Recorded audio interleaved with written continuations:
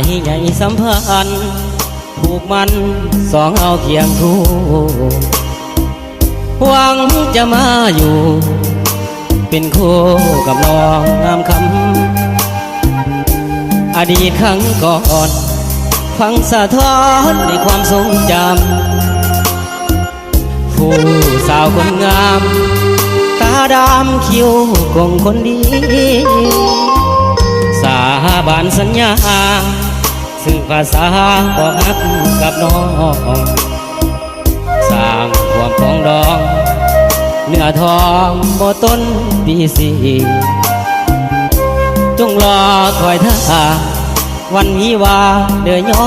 ดชีสาวคนสายเมืองวาปี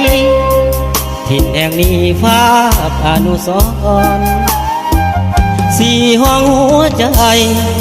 พันภัยผู้สาวนักเขียนด้วยจิตใจภาคเพียรอ่านเขียนหนังสืออักษรนางพางามเด่นอายขอเป็นคนฮักบังอ่อนเธอยามลับนอนผู้เคียงมอนเชื่อมใจสัมพันธ์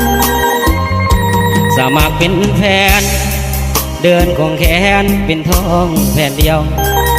ผูกมันซื่อสัตย์กลมเกี่ยวบอกกดเลี้ยวเปลี่ยนใจห่างกันสลากดวงจิตฟ้าลิขิตตาสัวนิรันดร์สาวคอนสายบ่อต้นตาวันอายหวังแต่งงานวิวากับน้อง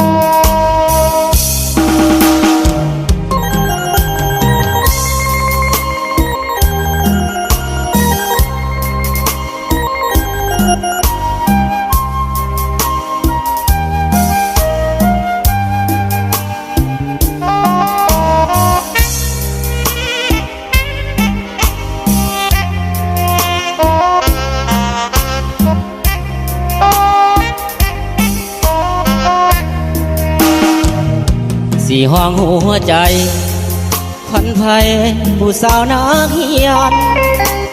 ด้วยจิตใจภาคเพียรอ่านเขียนหนังสืออักษรนางพางามเด่นอายขอเป็นคนฮักบังอ่อนเถิงยามลับนอนคู่เคียงมอนเชื่อมใจสัมพันธ์สมัครเป็นแฟนเดินคงแขนเป็นทองแผ่นเดียวผูกมันซื่อสัตย์คมเกี่ยวบอกกดเลี้ยวเปลี่ยนใจห่างกันสลากดวงจิตฟ้าลิขิตตาสัวนิรันดร์สาวคอนสายบ่อต้นตาวันอายหวังแต่งงานวิวากับน้อง